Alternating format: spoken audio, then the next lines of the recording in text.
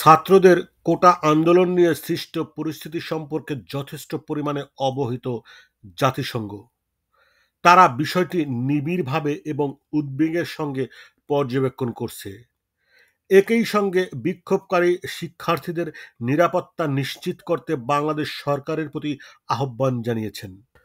নিয়মিত এক ব্রিফিংয়ে মুশফিকুল ফজল আনসারী নামের এক সাংবাদিক প্রশ্নের জবাবে এসব কথা বলেছেন জাতিসংঘ মহাসচিব অ্যান্তনিও গুতেরের মুখপাত্র স্টেফিন ডুজারিক।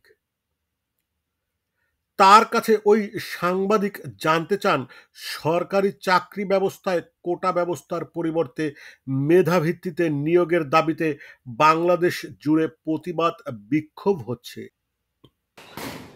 এতে নিরাপত্তা রক্ষাকারী বাহিনীর সঙ্গে সরকারি দলের ছাত্র সংগঠন ছাত্রলীগ হামলা করেছে বিক্ষোভকারীদের উপর।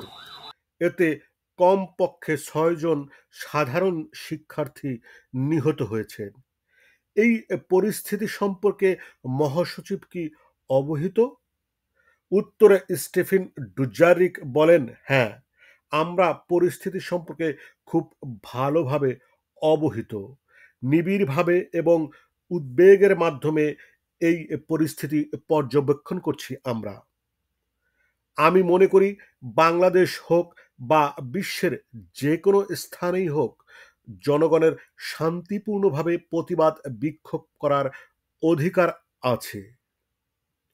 যে কোনো রকম হুমকি বা সহিংসতা থেকে বিক্ষোভকারীদের সুরক্ষিত রাখতে আমরা বাংলাদেশ সরকারের প্রতি আহ্বান জানাই। বিশেষ করে এই সব মানুষ যাদের শান্তিপূর্ণ প্রতিবাদ বিক্ষোভে অতিরিক্ত সুরক্ষা প্রয়োজন হতে পারে, এমন ব্যক্তির মধ্যে আছেন যুবশ্রেণী, শিশু এবং বিকলাঙ্গরা। শান্তিপূর্ণভাবে প্রতিবাদ বিক্ষোভ করার মৌলিক মানবিক অধিকার থাকা উচিত। এসব অধিকারকে সুরক্ষিত রাখা উচিত সরকারের। মুক্তি টিভি নিউজ ডেস্ক।